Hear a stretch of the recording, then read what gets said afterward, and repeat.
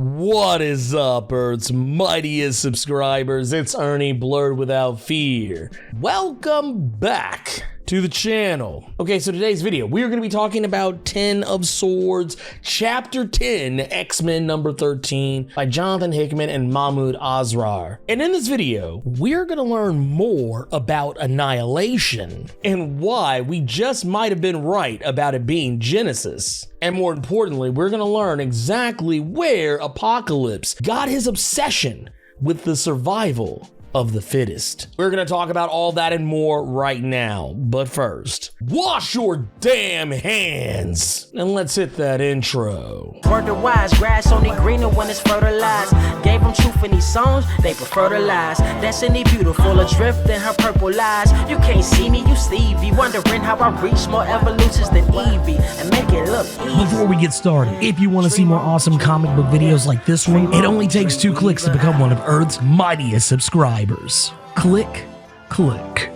When we kick off this video, Apocalypse is being healed at the Healing Gardens, and of course, he is still ailing from the wounds he suffered at the hands of War, Summoner, and Pestilence. He is in some really bad shape. Like, it is taking everything that they have to keep him held down so that he can be sedated, that he can be cared for. Which I do find this part really interesting, considering the fact that initially it seemed as though Xavier and Magneto were gonna just leave him to die, but apparently that's not the case. They now seem to have more of a vested interest in him now that he has been named as a champion. Now, one of the ideas they have is for Healer to combine his powers with Hope, and maybe that would fix him, because at this particular point, we got to remember that the resurrection protocols have been halted because all of the eggs that they had been using, they were all culled because the X-Men were under the impression that the eggs were part of the problem as to why Santo was brought back incorrectly. But then they later learned that was not the case, but the damage had already been done. So it's going to take a couple of days just for them to even get an egg ready for Apocalypse in the first place, even though they've already started work on it. But a quicker option would be if they could just heal him. Xavier posits that maybe if Hope augments Healer's abilities, maybe they can bring him back, but Healer even admits that it could just as easily kill him, and then resurrection would end up being what they'll have to rely on anyway. Now, while he is being healed, Apocalypse is kind of having a run of flashbacks. This is kind of like the Naruto flashback episode, but in this case, it's done correctly. He is going through such a powerful flashback that it is taking the combined might of both Polaris and Magneto, using their manipulation of magnetism to wrap metal around his body to keep him from breaking free and possibly undoing the healing that Healer and Hope are doing for him. Now, once again, Apocalypse goes back and is kind of reiterating to us some things he's already told us. This is a reminder of a lot of the things we know about the history of Araco and Krakoa, how they were once one island called Okara, and that when the Twilight Sword split the islands in two, a mass of enemies came forward and basically ran roughshod across the world, and then Apocalypse and his children, as well as his armies and the rest of the world, had to do everything in their power to try and stop this. All of this is, for the most part, stuff that we already know, but the thing that Apocalypse is going to tell us that I think is very important in all this is that we're going to learn a little bit about Genesis, Apocalypse's wife. By Apocalypse's own account, Genesis was the strongest one of all of them, even citing that she was stronger than himself and even the 4 horsemen of the Apocalypse combined. Now, it becomes fairly obvious that she was at the very least a mutant of some sort, seemingly able to manipulate the earth itself and its vegetation. And that was largely her efforts in basically breaking down the enemy at the gates that led to these monsters from Amenth to come forward and parlay. Now, once again, in the background, if you look here, we see both Araco and Krakoa together, even though technically the world has already been split, but at this particular point, the islands are still closer together, and they're still able to be in communion with one another. And you notice that their branches even seem to be kind of intertwined into one another. This is a marriage of islands, and it kind of makes even more sense now why Krakoa wants to get Araco back. Now, as they are parlaying, one of the things I love here is the fact that Apocalypse lets them know that they have split the world in half, that they have basically done a great wrong, and that no matter what they say, at the end of it all, they still must expect punishment, and there's no avoiding in what they have done. But the demons and monsters of Amenth, they bring forth a box that speaks, a box that disagrees with Apocalypse's way of thinking. The box itself says that there are other ways to handle this, that there are other ways of seeing things, and demands that it be open. And when the monster opens the box, a mask lies inside, and it is the mask of annihilation. Something that is seemingly sentient and seems to just resonate darkness and dark energy. And one of the other demons tells this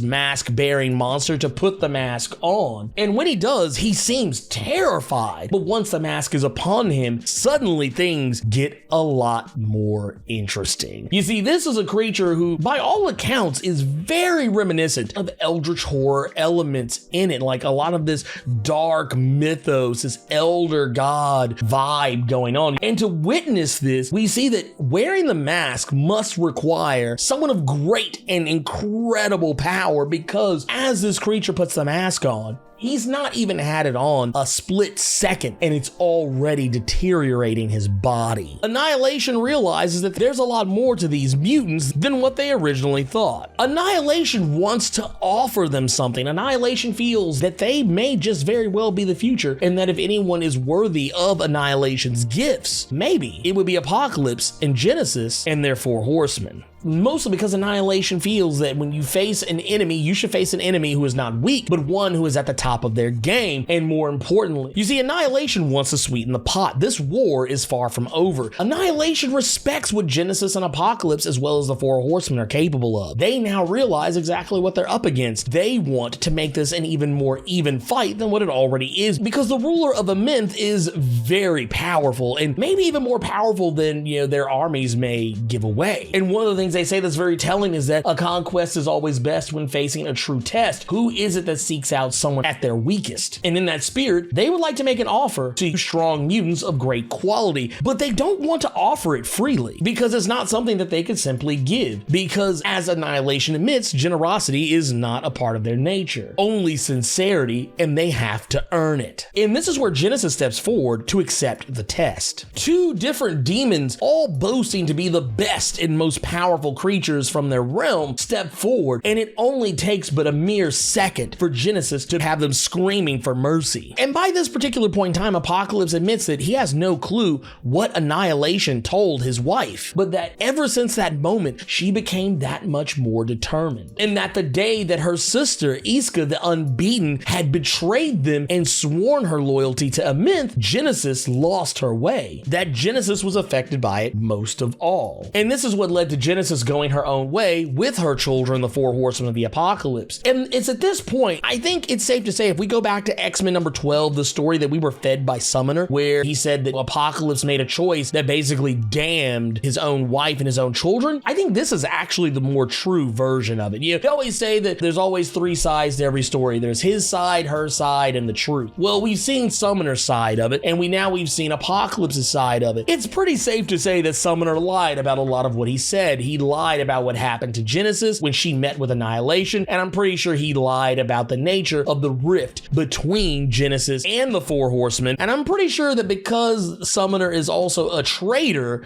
and basically manipulated Apocalypse into doing what he was doing to further their cause, I'm gonna go on a limb and say that Apocalypse is not lying about this. This is actually what happened. This is the moment that caused the rift, when they walked through the gate to go fight the forces of Amenth. When Summoner told his story about how Genesis met with Annihilation and was killed by them, I think what actually happened was, I think when Iska came back to try to get Genesis to meet with Annihilation, Genesis went and accepted Annihilation's original offer. Hence why Genesis may be the one wearing that mask, because Genesis tells him that he must stand firm. He must fight the good fight on his side, because he's simply not strong enough. Apocalypse, of all people, of all beings that we have ever known in the history of the X-Men, in the history of Marvel Comics. We've always revered Apocalypse as this force of nature, this powerful mutant that is just ridiculously OP.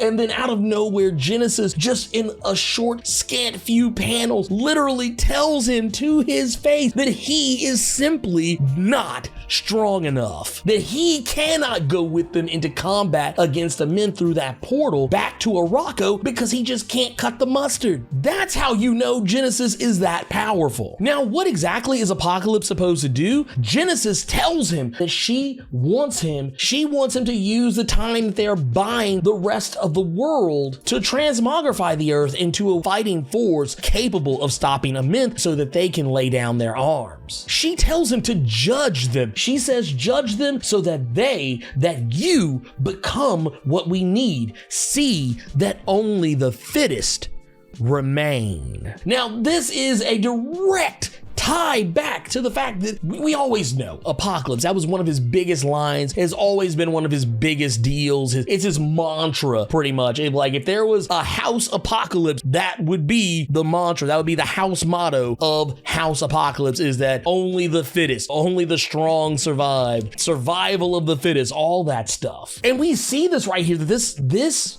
helmet is ridiculously powerful. Like, as I said a minute ago, this is some kind of eldritch, some kind of elder god something going on here. And it's even kind of posited a bit in one of the exposition parts of this book, but we haven't really talked about Amenth any at all. But basically what we know now is that Amenth is a black planet of black death. It is a hellscape of demons and things of a darker origin, is what this comic tells us. This actually sounds like the Dark Force dimension dialed up to 11, and that the only thing that can control this wild, shadowy, dark hellscape is the golden helm of Amenth. It's the only thing that can control anything from that other side. However, even though the person who wears the helm rules Amenth and its horde, the helm rules the wearer itself. Now, one of the things that I find interesting in this is that they also drop a line, is that they say that this is a crown for the fit and that only the fit can rule in Amenthi hell. Now, this actually also goes back to something we were talking about, when I was talking with Comic Book Herald and the Cerebros, this is a situation that I feel like, Genesis is wearing that helmet. I am fairly positive that Genesis is wearing the helmet. She has been cited throughout this comic as being the most powerful one, more powerful than Apocalypse, more powerful than the Four Horsemen. She has literally been stated as the reason why Annihilation wanted to parlay with Apocalypse in the first place. There is not a clear line in anything we've seen so far in Ten of Swords that could prove that she is Annihilation more than this. Short of seeing her put the helmet on herself, this line right here pretty much demands that when we see the reveal of who Annihilation truly is, that it has to be Genesis by this point. If it's not, this would be the biggest troll in the history of trolls if this was not the case. But at the end of it all, the only thing that Apocalypse's children have managed to do, other than break his heart, is piss him off. You see, he goes with Gorgon back to the Libyan deserts of Western Egypt, back to the temple of the Horsemen, the original recipe Horsemen, and when he enters it, he goes to reclaim the blade that he destroyed all those years ago. You see, the Scarab was a sword that he basically broke apart, assumingly when he was given his mission to try to find the fittest of all mutants. And it's one of those situations, honestly, when I saw this set of panels, seeing Apocalypse pick up the Scarab, put the sword back together, and then destroy the Temple of the Horsemen, this kind of reminded me of those moments, and I know some of you may or may not understand this. I'm gonna go limit and say some of you know what I'm talking about. When your parents, your mom, your dad, whatever, they find out that you've been out here in these streets, that you've been out here just doing just wild shit, you've been talking crazy, just talking greasy as to your parents, and they get that belt and they pop that. That's what I saw right here. When Gorgon says that looks like a sharp blade and Apocalypse says it is, now watch me as I wield it, that was exactly the energy that I took from that. Now, we don't get the fancy little scene at the end like we've gotten for some of the other issues. For Ten of Swords, where, Apocalypse goes back and, sticks the blade into the ground, but I have a sneaking suspicion we'll probably see that in the next issue. We don't get to see Gorgon going after the grass cutter. We know that he most likely he probably already has the God Killer Killer, or who knows, he may already have both swords. He just hasn't taken the time to go sit at the summoning circle. Who knows? But that is really all they have left. They literally have every sword at the summoning circle right now, with the exception of the Scare, because, you know, he literally just picked it up. The only other swords left are the Grass Cutter and the God Killer, and they will both be wielded by Gorgon. And once again, we don't really have 100% certainty on all the swords that you know, the original recipe for Horsemen have to gather, but I'm pretty sure we don't have to worry about the Red Sword of War because War already used it on Apocalypse. Pretty sure there's some other ones too, but I went through that back in the previous video of Cable number 5. Nothing has changed there in that regard, so there you go. I won't rehash it here until we have new information. But man, one of the things I will definitely say is that I really appreciate this issue and how it really handled the history and giving us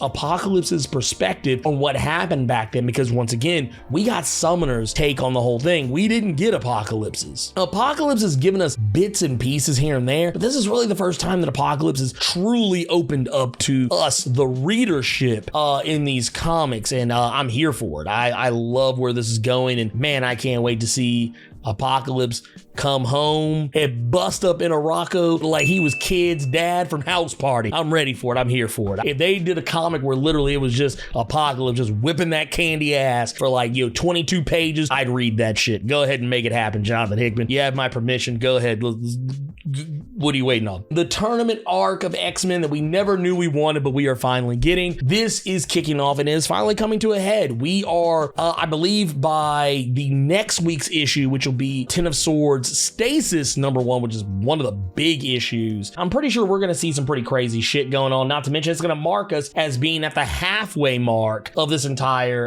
you know, series. So I mean, we're already halfway through that. Can you believe that? We're already halfway through Ten of Swords. I feel like it just started last week. But anyways, let me know what you thought about Ten of Swords, Chapter 10, X-Men #13 by Jonathan Hickman and Mahmoud Asrar. Wash your damn hands and sound off in the comments.